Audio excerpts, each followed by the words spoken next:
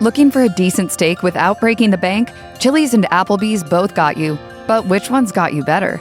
It should be noted that the preparation of a sirloin is extremely important to ensure the steak isn't dry or overly chewy. That said, every steak was ordered medium, and in the case of Chili's sirloin, it was cooked properly. Chili's is great.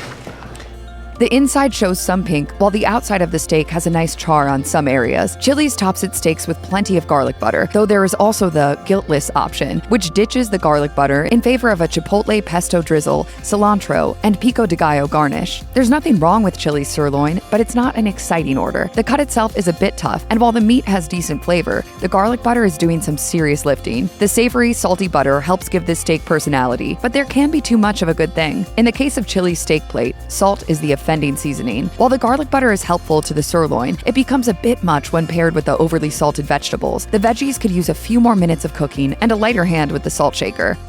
Some foods are all about function over form. They taste great, but aren't quite Instagram-worthy. Then there's the sirloin at Applebee's. This steak is fresh off the cover of Meat Vogue. The perfectly patterned grill marks are a testament to how important appearance can be in judging a meal. Still, aesthetics aside, this remains merely a mid-tier steak. Cooked just past medium, the Applebee's sirloin is much like its Chili's counterpart, a tougher cut of meat in need of something extra. Unfortunately, Applebee's doesn't offer garlic butter with its traditional sirloin, leaving the meat to carry the taste torch alone. If you're looking to enhance your steak, look instead to the Bourbon Street steak, which is an 8-ounce sirloin covered in Cajun spices, topped with parsley garlic butter, and served with grilled onions and mushrooms. While the omission of garlic butter from the steak is a disappointment, the upside is that it doesn't interfere with the vegetables. Both the broccoli and green beans from Applebee's are cooked more thoroughly and are better seasoned than Chili's versions.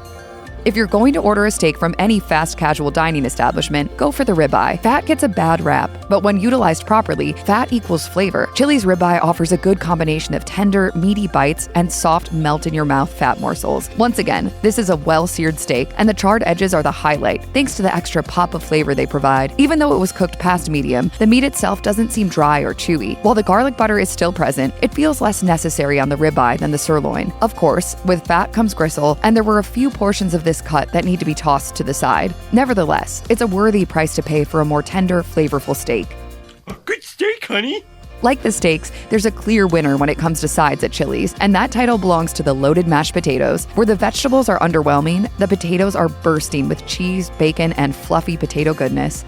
Like its sirloin counterparts, the ribeye at Applebee's proudly sports a checkerboard of perfect grill marks. Beyond the aesthetic appeal, these sirloins help boost the flavor of a pretty decent steak. Cooked closer to medium well, the ribeye is well marbled and tender. The garlic butter on the sirloin is definitely missed, but the omission is hardly noticeable here, as the ribeye offers plenty of charred exterior to sufficiently boost the savory flavors of the meat and fat. This is by far the best steak of the four. Between the tenderness of the meat, the flavor offered by both the fat and the char, and the fact that it can so easily stand bare on the plate, this ribeye is recommended to anyone looking to order a steak from Applebee's or Chili's. Still, the steak isn't served alone, but with mashed potatoes as the star side. Applebee's opts for a more understated approach than Chili's. With no toppings, the mashed potatoes are very fluffy and airy, but could use a little extra something to boost them into the same category as their rival.